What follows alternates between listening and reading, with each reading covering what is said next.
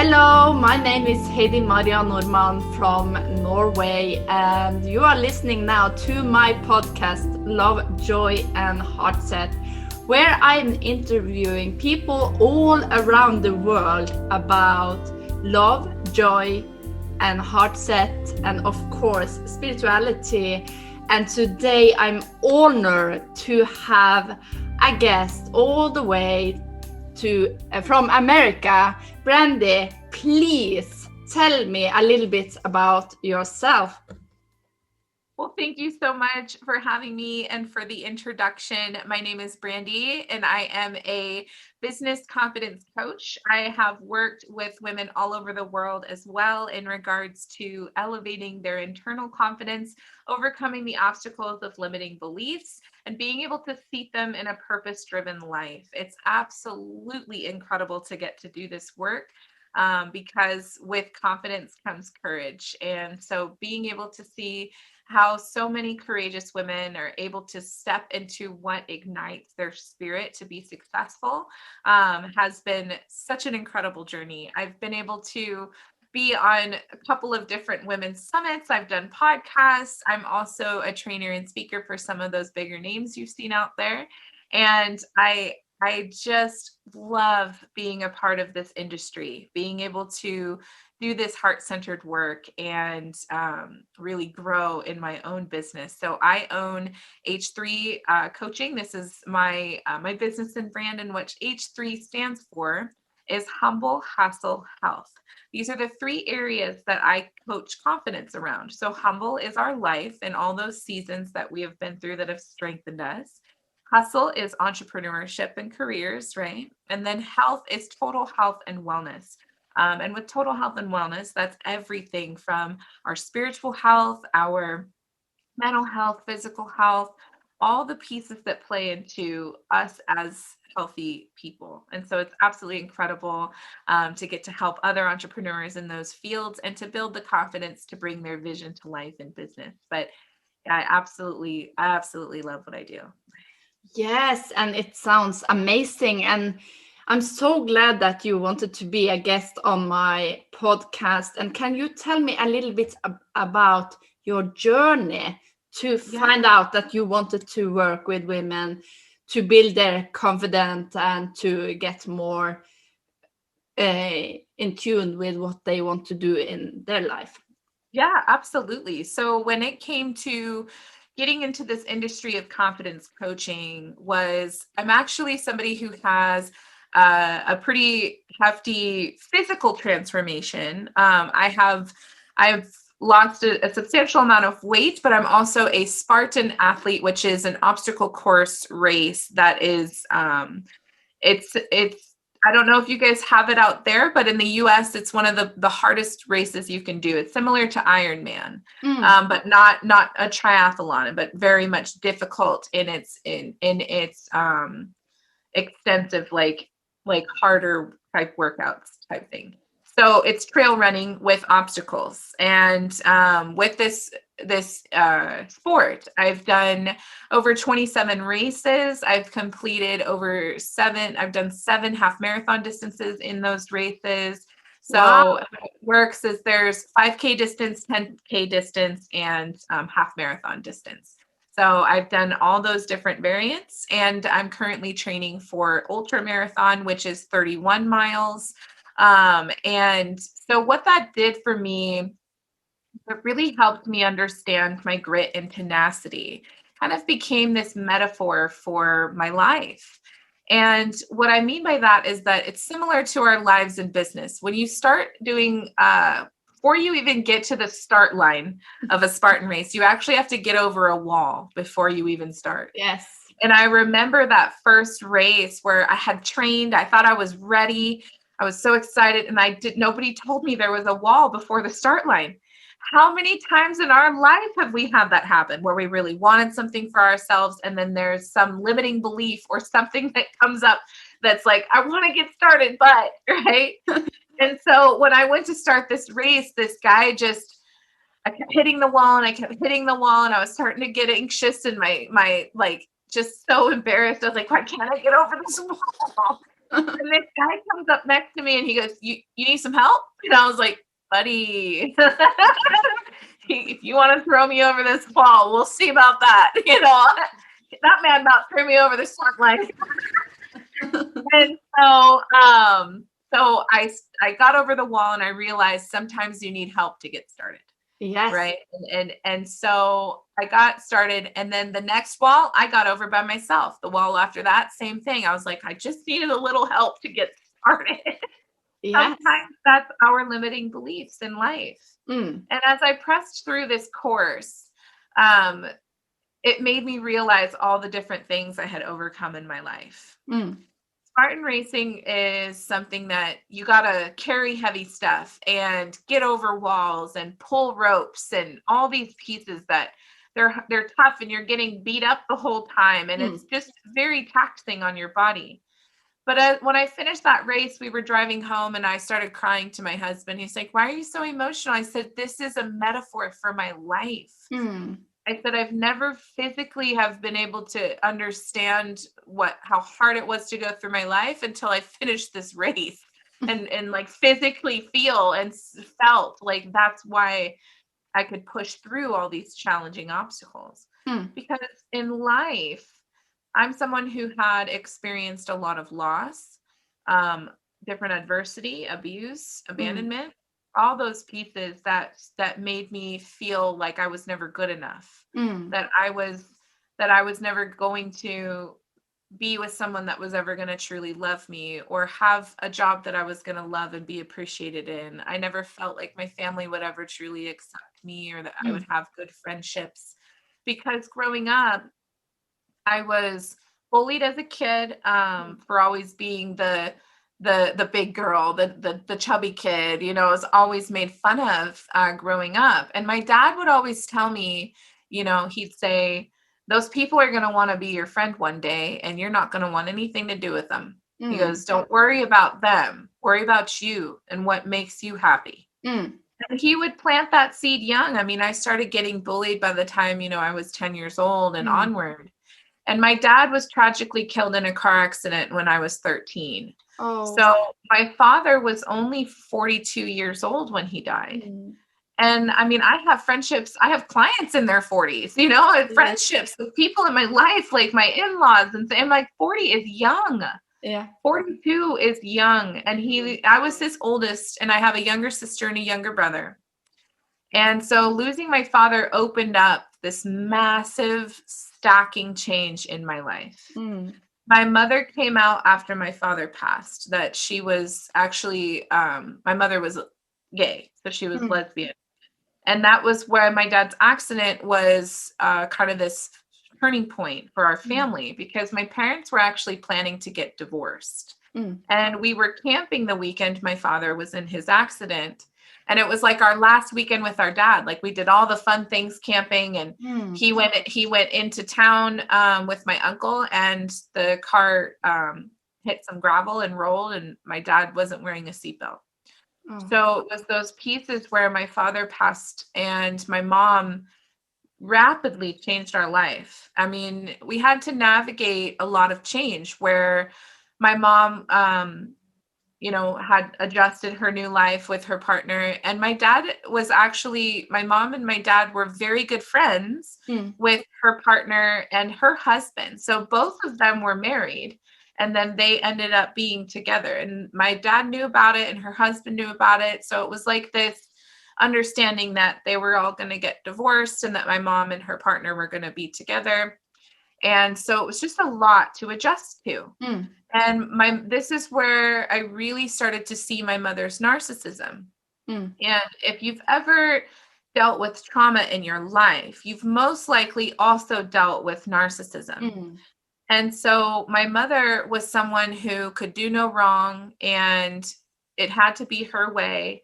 And we lost a lot of family friends because my mom was just kind of like, this is my life now. I don't want to talk about the loss. I don't, all those things. Then fast forward a couple of years, and my mom was diagnosed with breast cancer.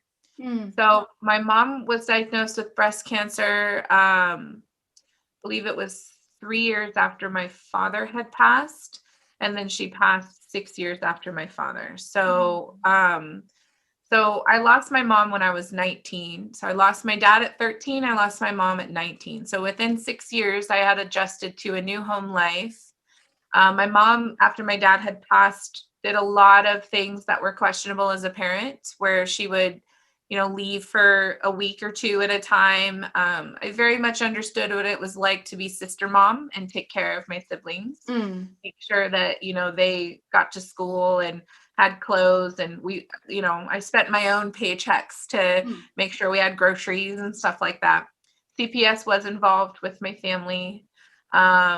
And we weren't taken, but we had those visits. And my mom just, what's challenging with people that are narcissists is they are born from childhood trauma. My mom had a lot of childhood trauma that went unresolved, and it showed up in her behaviors. Her mental abuse and things like that, of just never taking accountability, her addictive behaviors, where she was an alcoholic, and she would abuse the pain meds that she had through cancer, and that she also had a gambling addiction as well. And she just never got the help that she deserved. So if somebody's listening to this podcast and you're saying, my parents did this as well, there's a grace that we can carry for them as adults, where I'm not saying forgiveness, I'm saying grace. It's saying that this was a hurting adult that did not get the help that they deserved. And it showed up in their behaviors, and it affected us as children. And so us as the adult have the power to choose change by choice.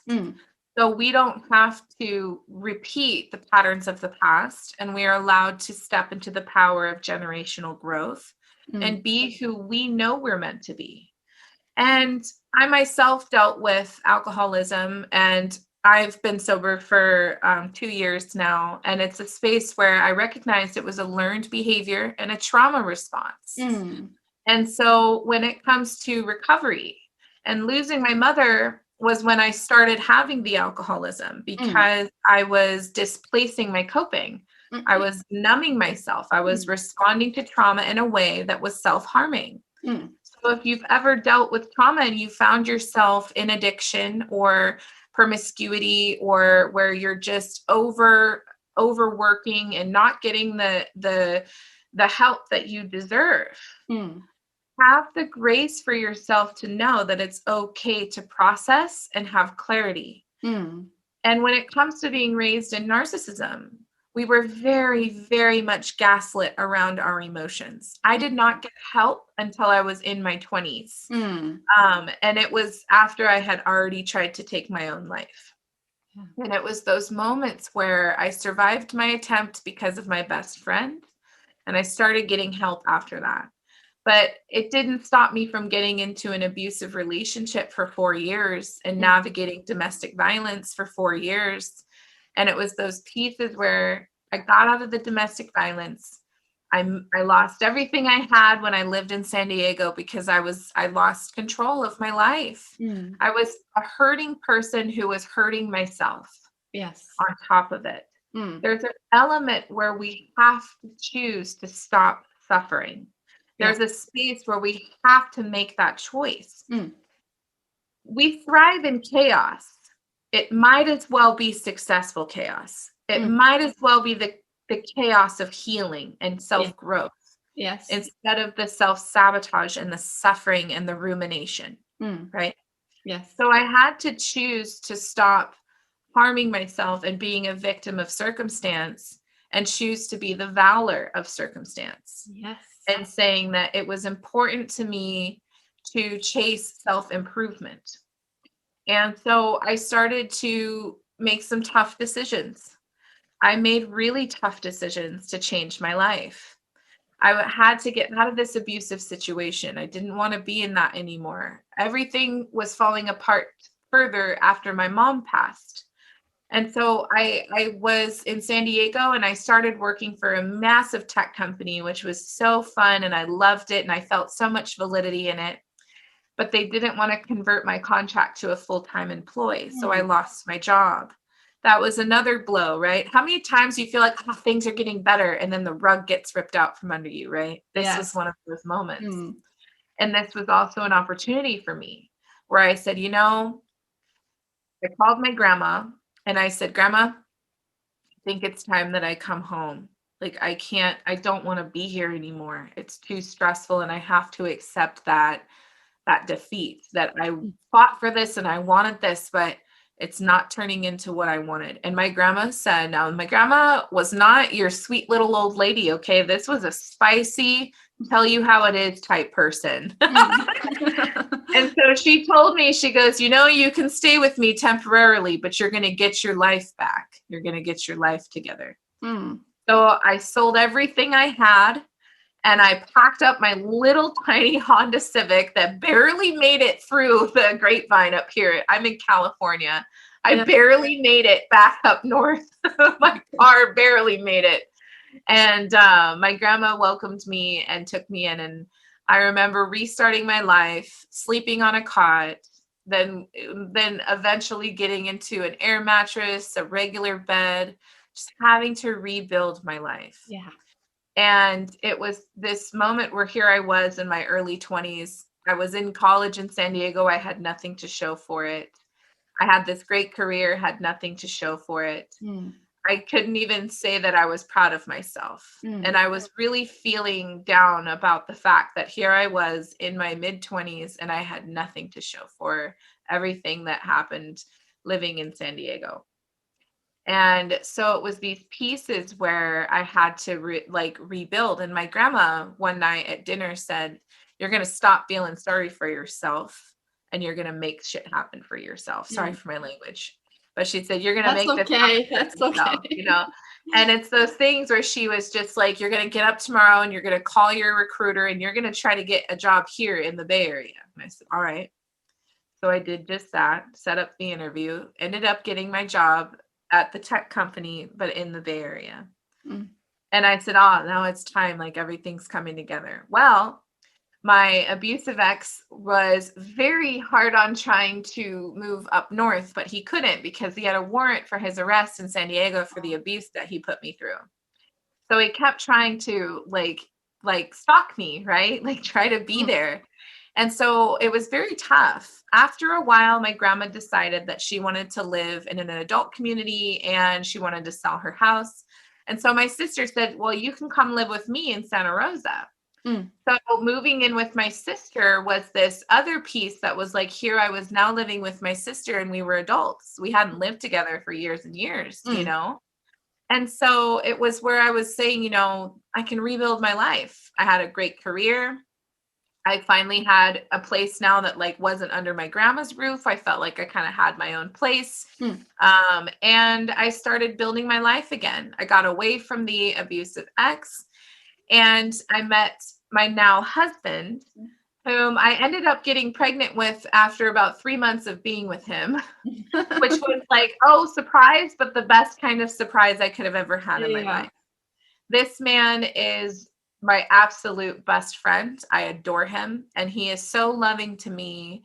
I was diagnosed with polycystic ovary syndrome when I was 20 years old, to the point that I would have, emergency visits because the cysts bursting were so painful. My ovaries were damaged. And I was told that it would be very hard for me to have children. So I accepted that.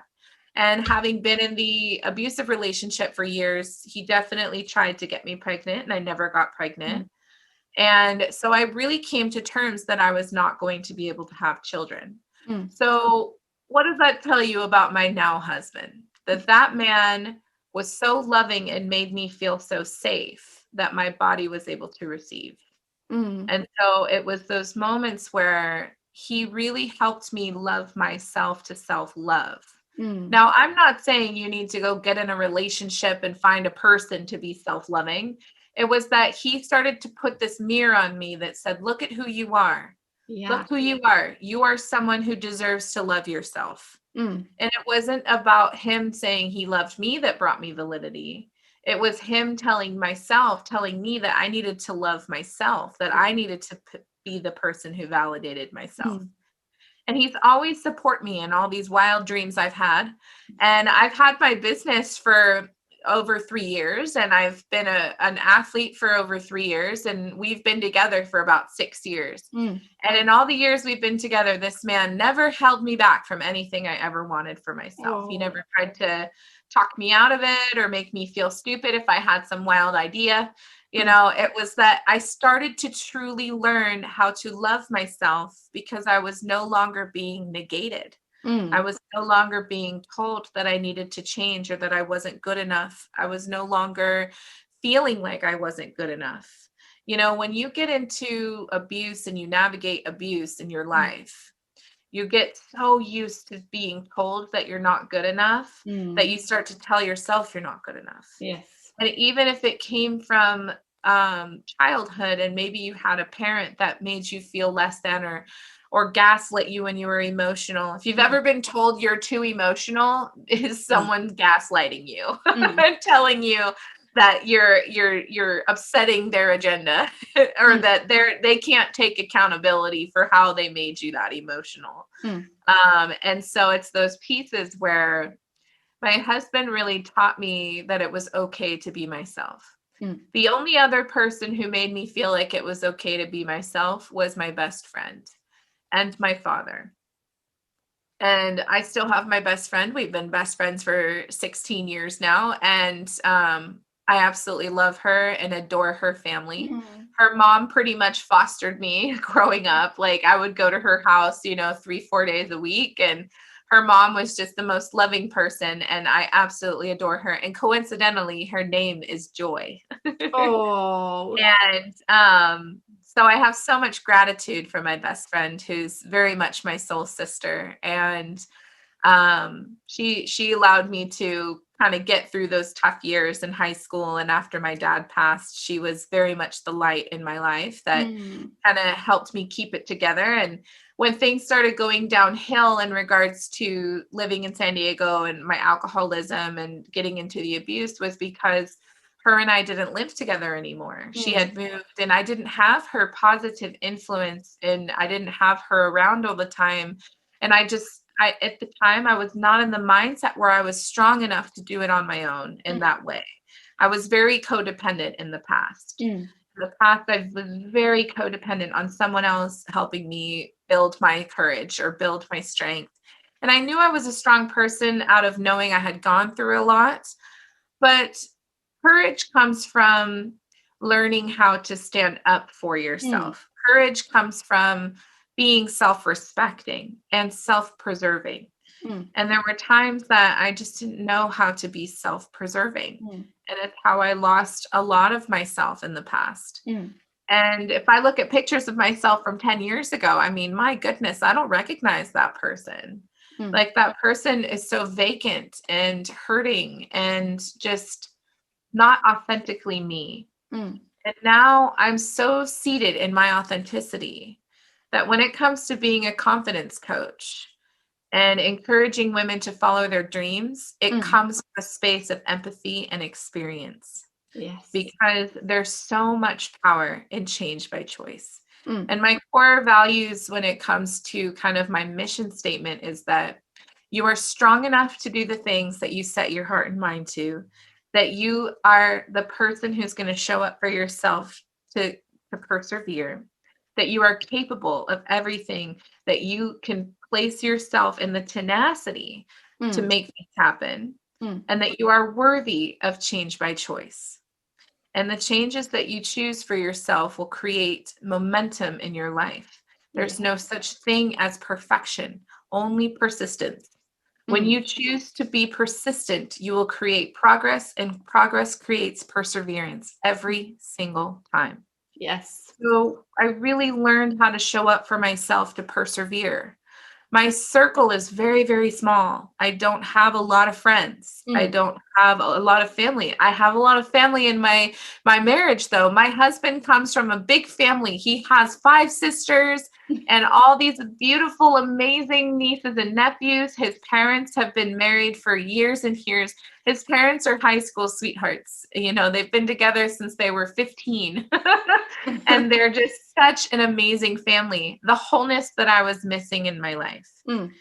And so when I say to people, it's possible to have loving relationships, it's possible to have your own business and live your dream. It's possible to check the boxes in recovery and living a purpose-driven life where we heal from the traumas of our past so that the patterns of self-harm become patterns of self-improvement. Yes. And it's those pieces where self-improvement really fuels confidence. What I mean by that is it takes courage to self-improve. Yeah. It takes mindfulness to self-improve. And so because I don't have parents to tell me I was going to be okay, I had to learn how to make my life okay. And so now I have a beautiful family of my own. We own a home. I have my business. Yeah. I've established all these things that I've done for myself because I showed up for myself to persevere. I align myself in relationships where my loyalty is placed in people who have positive intent for me.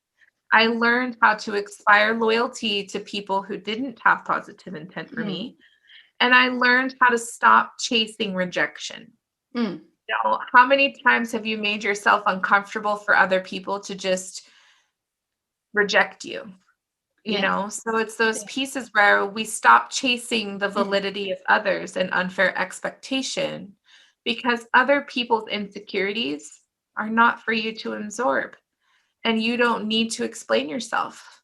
I had to really learn it was okay to not explain myself. It's just, that's just a glimpse into myself. When I say I was a long answer, never a short story for me. But thank you so much for sharing your powerful story, and Thank you. And really be proud of yourself about what you have accomplished. Oh yeah, I think it's very important, especially with being a mother, because when I look at my daughter, I think to myself, how can I lead by example for her to feel empowered? How can I lead for example for her to know that she deserves to be proud of herself, to not chase me being proud of her or her father being proud of her, but how can she learn how to be proud of herself? Yes. And so when it comes to leading as her mother, it was important to me to love myself so that I could teach my daughter that it was okay for her to love herself. Yes. You know, when we learn self-value, it very much trickles down from whoever the guardian was in your life, whether it was your mother, your aunt, your grandma, whoever it was that figure in your life that taught you what it meant to be a woman. That's where we have to kind of revisit where did we learn to dislike our bodies, or where did we learn that we needed to change? Because change isn't always a good thing if someone else is pressuring you to be in an image that's not you or authentically you, you know? And so when it comes to change by choice, it's those moments of who do I want to be without the pressure of influence. Okay? And it doesn't mean that we don't love our mothers or our grandmothers or our aunties. It's that we deserve to love ourselves more in a way that says it's okay to be freely you. Lead by example in that. So many people ask me, like, how are you so happy? How come you have so much energy? And it's like, this is who I am. I said, I don't hide that. I don't need to be fake with people. I don't need to pretend.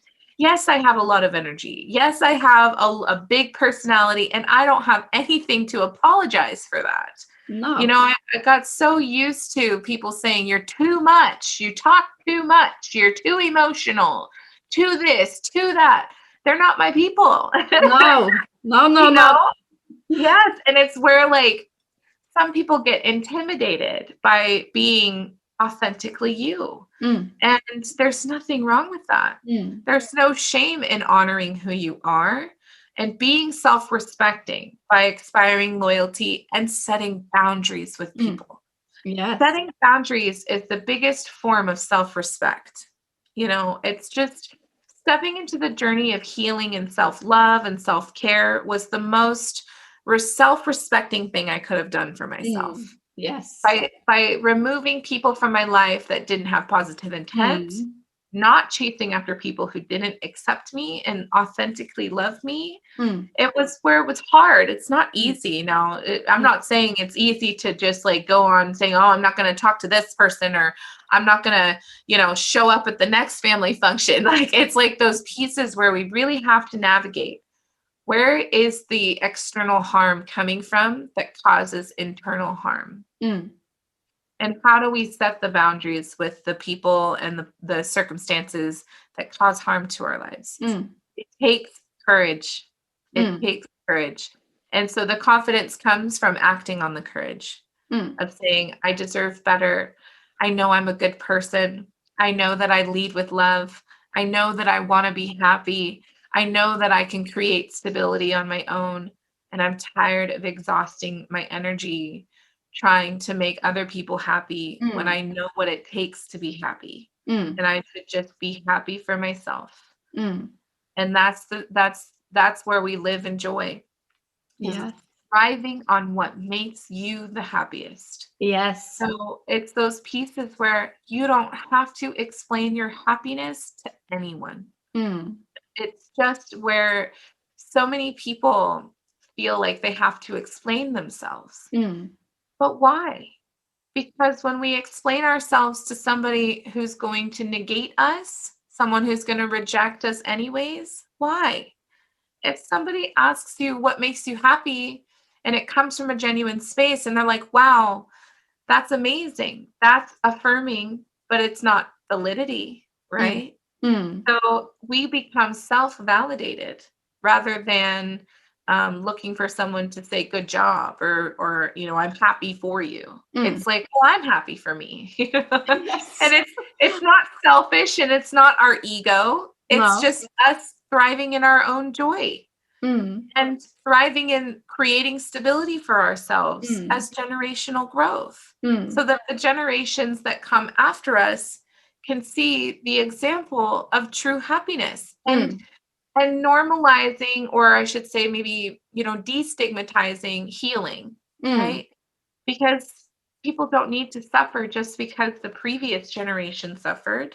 And it doesn't have to carry on in the lineage of a family. No.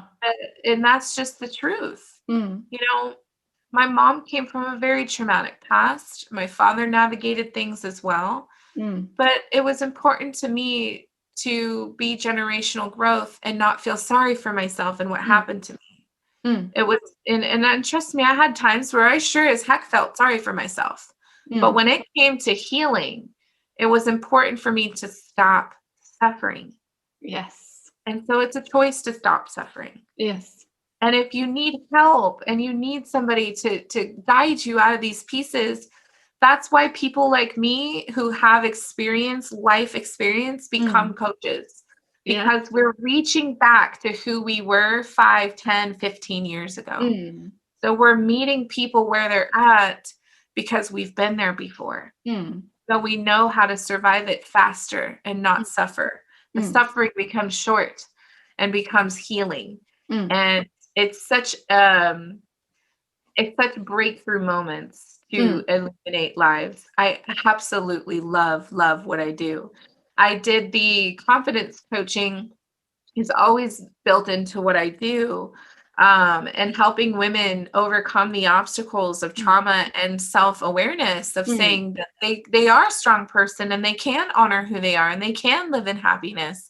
And it's just watching those ahas and those breakthrough moments is so beautiful as a guide. And when I got into business and saying, I want to help entrepreneurs more because I was able to build my own coaching brand. And then I wanted to reach back to other people who wanted to be heart-centered coaches and say, I can help you do this. You're not wrong for wanting to be a coach. You're not an imposter for wanting to be a coach after surviving so much trauma and doing so with personal perseverance. There's just no words for that kind of strength. And so when we want to share our strength, it's not out of having motivational chats with our clients. It's about having action items and helping them build structure and have action in their lives. And growth is so self-driven. We can't look for amends when we grow. Like we can hope for and we can try to make amends, but I wouldn't place all the banks on making amends with people. It's okay to just feet in the joy of self-acceptance instead of trying to be accepted by somebody who you feel should love you, but they don't see the love for themselves to be able to love anyone else. And it's so hard to try to convince somebody to feel like, I know I'm a good person, you know, and it's just self-love has to be self-driven. Yes. So yeah, it's just a lot. I could talk on these topics all day because I just love pouring life into people. And for those of you listening, I hope that you've been able to have some takeaways in knowing that you are a person who deserves to be valued, and that value is placed in your hands first, no one else's, and that you get to be the person who shows up for you, honoring your success, honoring your perseverance, and respecting yourself along the way. Yes. And that comes from a space of self-love and self-preservation. So preserve yourself in knowing that you deserve to be happy, and you're not wrong for wanting to change your life. Thank you so much. And you said that you have had you are speaking for famous people and that sort of thing,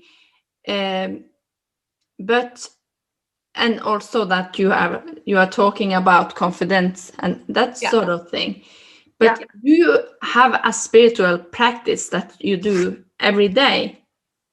For me, I've very much found value in meditation and being in a space of guided clarity. And so having guided clarity has come in many different forms for me over time. I feel like I've been in religious spaces such as Christianity and getting into the power of prayer. But I've also been in spiritual spaces where I've very much been in tune with energy and meditation and connecting to the universe in that way. Kind of like law of attraction, right? Yes. And it's those pieces where I started to understand how those two worlds really were blending. Because if you look at Christianity and like Holy Spirit, right? The same goes for spiritual energy. And when we feel that spiritual connection, there's light work as well, right? The light work of things where we are able to illuminate clarity of our past, like past life regression, things like that. Like I have a client who's a psychic medium, and she does past life regressions and mediumship and tarot readings and all those things. And she is explaining, you know, kind of how she does that work and how she got in tune with that. Same thing as like talking to someone who's a pastor and how they got into that work and understood there was an energy behind it. Yes. So it's those pieces where I feel like when we're speaking around spirituality, it's not as rigid as the earthy world wants to make it, if that makes sense. You know, there's very much an ebb and flow to these things. Yes. So I feel like having a spiritual understanding of knowing that this world is so much bigger than you could even imagine. This universe, this is just an experience we get to have in this life. Yes. So why not build an experience worth the joy and the illumination? Why not build an experience where you get to be a positive presence and that you can heal these spaces of your life that have caused harm and learning what we can do to cause joy and positive growth. You know, spirituality is very unique and everybody practices in different ways. So we can't look at practice as rigid either, right? It's those pieces where I find solace in meditation. If I can't sleep, I'll listen to guided meditation. I will be able to fall asleep in 5 minutes, Yeah. If I need peace, I really sit with myself in a state of process, right? Mm. How do I process that so I can have peace? Mm. There's so much power in practice, Yeah. right? So when it comes to practice, ask yourself, it's okay to visit different practices. See Yeah. what works best for you. Yeah. Because every individual connects on a level of camaraderie in certain practice spaces, but it's really on how you're going to connect with yourself more when it comes to spirituality. How are you going to connect with your soul and your purpose more? And whatever practice helps you feel the most connected, then choose that practice, So that's kind of my input on that. Yeah. Thank you so much. Yes, of course. Yes. And we are starting to wrap up. So Yeah. do you have something that you want to say to the listeners about your journey, and what have you learned along the way? Yeah, I've learned that it's important for you to show up for yourself, to persevere. Some of the takeaways from this is that you got to show up for yourself to persevere, placing the power and change by choice, honoring and respecting yourself along the way, and knowing the grace of being strong, capable, and worthy of the changes that you want for yourself so badly, and that you can make those things happen, and that you're going to continue to grow in everything that you choose to be persistent in, and that it's okay to expire loyalty, and it's okay to put yourself in a position of growth, and that it's okay to be the generational growth. So I hope that you've had some massive takeaways today, and that you're going to be able to seat yourself in the power of your life and your purpose moving forward. Thank you so much. And where can people find you, Brandi? You can connect with me on all social media platforms. My website is going to be h3revolution.coach/links. If you go to that, you will get to connect with me everywhere. I've placed all of my social media there, my website, everything that you need to know about me lives in that website. So I can provide that to you, and you can attach it into the description if needed. But that is where you can connect with me. But I'm on all social media, Facebook, Instagram, TikTok. So you can find me on all of those places. My name is Brandi Nelson, and my business is H3 Revolution. So thank you. Thank you so much for joining me today. And thank you for having me. Yes, it has been such a pleasure, and what a journey you have been on. It has been, but it is what shapes us in our resilience, right? Yes, it does. And I'm so happy to have you as my guest, and wish you the best in your business and in your life. Thank you so much. I really appreciate you taking the time to do this today, and I look forward to hearing from you in the future. And to all the listeners, wherever you are in the world, have a beautiful day.